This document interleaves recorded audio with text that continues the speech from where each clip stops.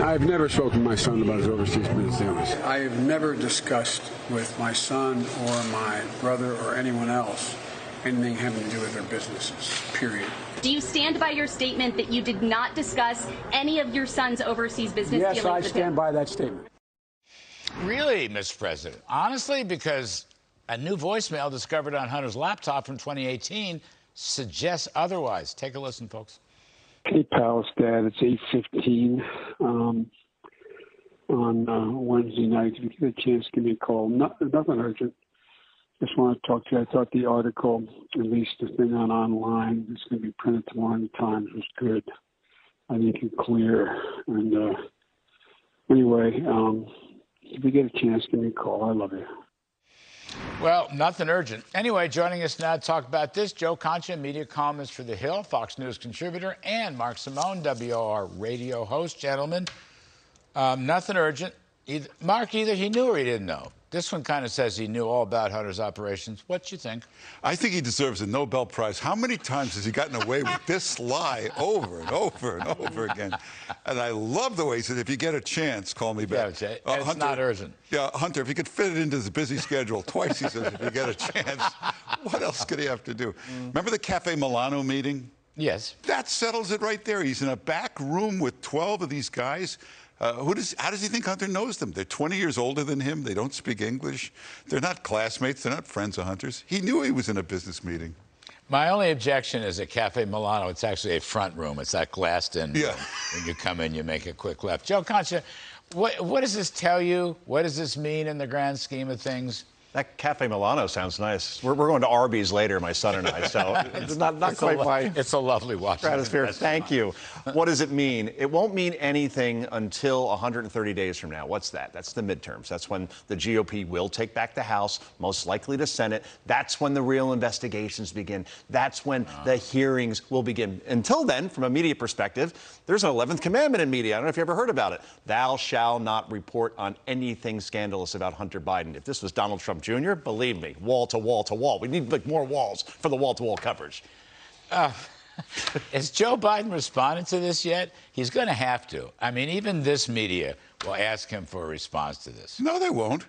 We got a picture of him playing golf with the business associates. Golf is 4 hours, 8 hours, the way Joe plays. You telling me it didn't come up in these conversations?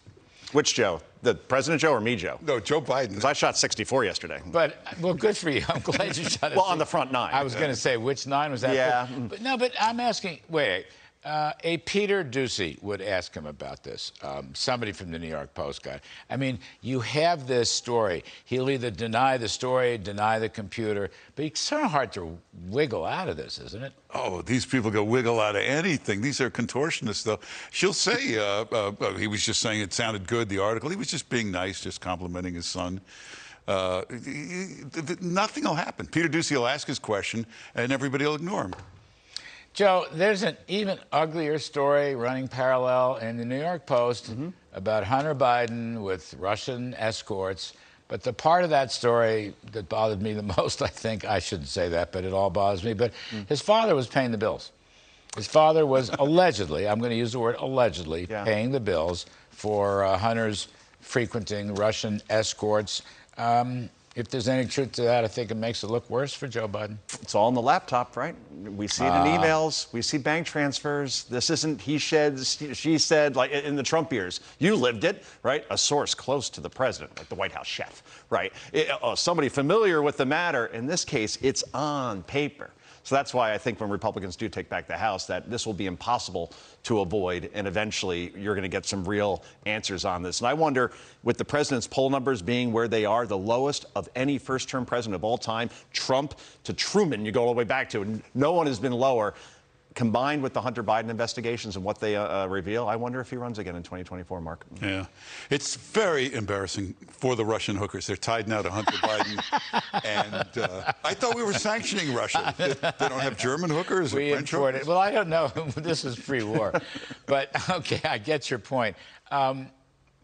Is Roe v. Wade going to distract from the economy, inflation, gasoline prices, or Hunter Biden's laptop? Is Roe going to distract?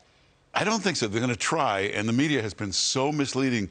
Even very smart people think that somehow they've made abortion illegal in this country, when actually it's a pro-choice ruling. It's basically saying it's up to the states. Do whatever you want to do. It's up to every state. It'll take a while, but people will figure that out for themselves.